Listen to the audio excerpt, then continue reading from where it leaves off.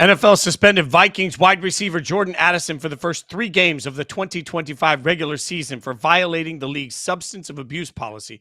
Addison will now miss games at Chicago versus the Falcons and versus the Bengals. Yahoo Sports Daily, Caroline Fenton and Jason Fitz hanging out with you.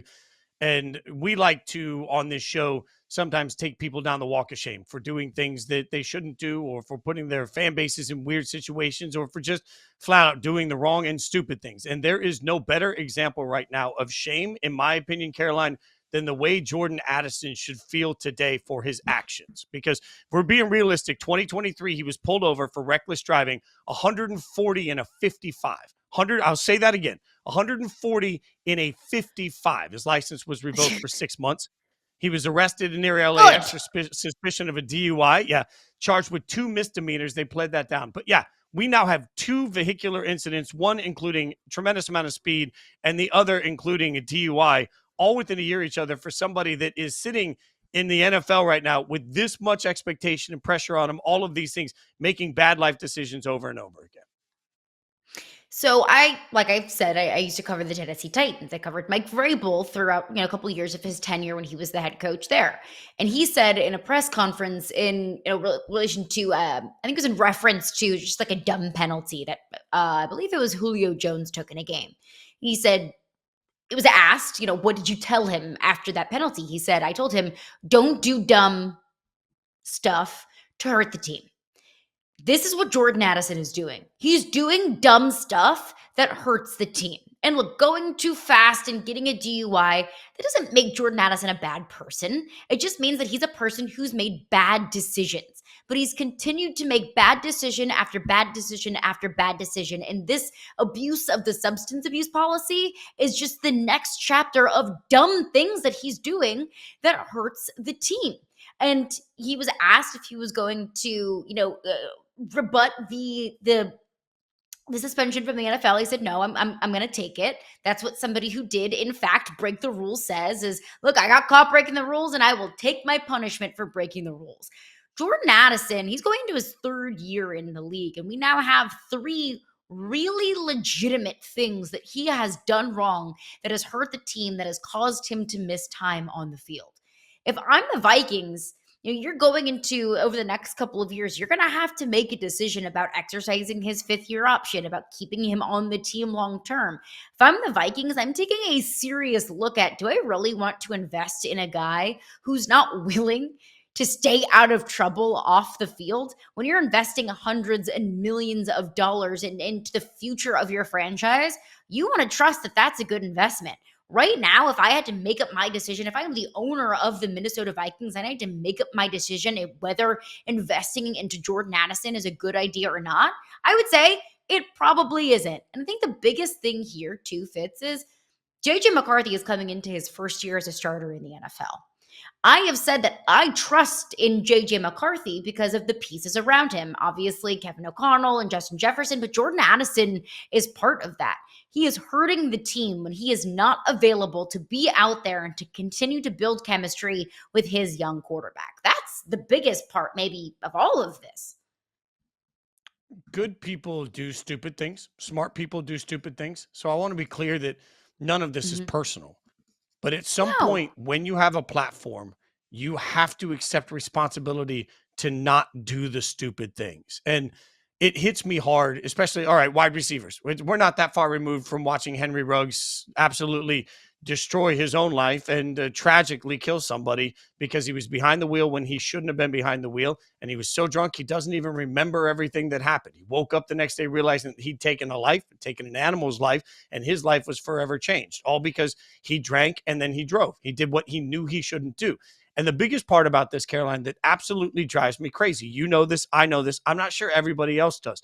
There are guardrails in place for existing NFL players to prevent them from ever having a DUI. And what I mean by guardrails is that every single NFL team has Uber accounts that teams can just automatically put their Ubers on. They are literally free. And if you go over a certain allotment, one former player told me it was $5,000. If you use more than $5,000 worth of Ubers, then you might have to show a receipt.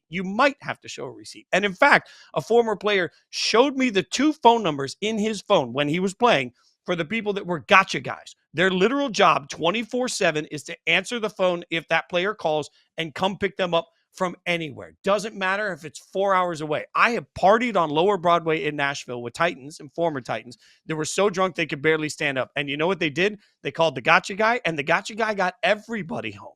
These systems are in place because teams want to make sure that their star players don't do stupid things. So not only are you doing something stupid when you're driving that way, and you're doing something particularly reckless and stupid when you're behind the wheel and you shouldn't be, you have systems in place that will pay for it for you. They will do they will send you a car if you need a car service.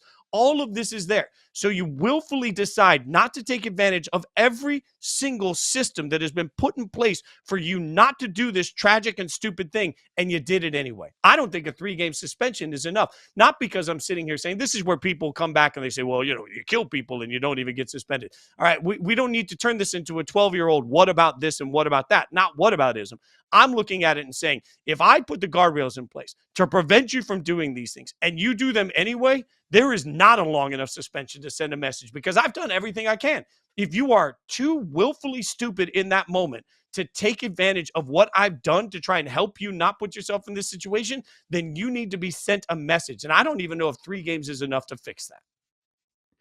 And it is kind of scary that we live in a world where these young 22, 23, 24-year-olds are multimillionaires, and they've largely lived in a world where rules didn't apply to them. I look at the University of Georgia. How many traffic violations has that program been slapped with over the last couple of years? Wild. And they're not going to pay a cent, and they are not going to have any sort of discipline because they're football players at the University of Georgia. It's not, I'm picking on Georgia, but that's, I think, a blanket statement across football programs and college across America. Same thing in the NFL. There are certain consequences that athletes and famous people, influential people don't have. That's just the reality of it. So we now live in a world where these young, rich people don't face certain consequences. That's kind of scary. How are you supposed to learn your lesson? We look at Jordan Addison now with the substance abuse policy. I asked someone who was in the NFL for 15 years. I asked him, is it really clear and obvious what are no-nos and what are okays? And he was like, yeah, of course. We have a long list. You're given the list of things, and it is ingrained in our brains, the things that we can and we cannot do. And he said, one time I had a drug test come back positive because I had a dentist appointment and I was prescribed certain medications for, getting a root canal or whatever it was that was on the list of banned substances. My drug test came back positive. All I had to do was go to the doctor, get a prescription, get a note from the doctor that says, this player has been taking these medications and it is okay because I'm a doctor that has prescribed them. It's not like the NFL is just this very, black and white, and this is what you can do and this is what you can't do. You know what you can and you can't do. And if you need to kind of blur those lines a little bit because of a medical reason or whatever it might be, the NFL is very understanding of that. I don't think that Jordan Addison's case is that. I think that Jordan Addison did something that he wasn't supposed to do, took something he wasn't supposed to take, and probably knowingly so. And if he didn't know, so innocence isn't an excuse in this situation. You make way too much money and you have way too much support from the franchise around you to say, oh, sorry, I didn't know. Again, I will go back to, I'm not picking on Jordan Addison. I don't think that Jordan Addison is a bad person, but he has to stop putting himself in positions that break the rules and then therefore hurt the team. It's just, you can't do this. There are no excuses for something like this. The NFL literally tells players 2 months before their off-season drug test, just so that they can take anything out of their bodies. The NFL puts systems in place to make sure that they never get a DUI. In fact, you can take any supplement. Before you take any supplement, you are told, take it to your team, and your team will test it to make sure that there's nothing in it that violates the substance abuse policy. Anytime a player comes out and says, I didn't know, or says it wasn't me, or it was accidental, or it wasn't intentional, what that person is really telling you is, I didn't take advantage of the advantages I'm given. And that in and of itself is disgusting and demands accountability. At some point, all of Jordan Addison and every single NFL player that puts themselves in this situation has to do better and has to be better.